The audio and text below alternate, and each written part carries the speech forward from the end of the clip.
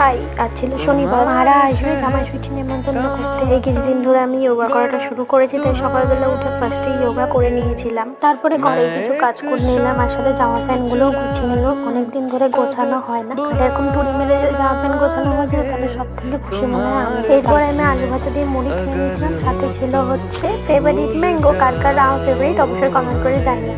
তারপরে রেডি হয়ে গেলাম, যাবো হচ্ছে ক্লাসে। রাস্তায় যেতে যেতে দেখলাম একটা আনারস হচ্ছে, কি সুন্দর লাগছে। ওমাকে দিয়ে আসলো। বাড়ি আস্তে আস্তে তো কি বৃষ্টি শুরু হয়ে গেছিলো।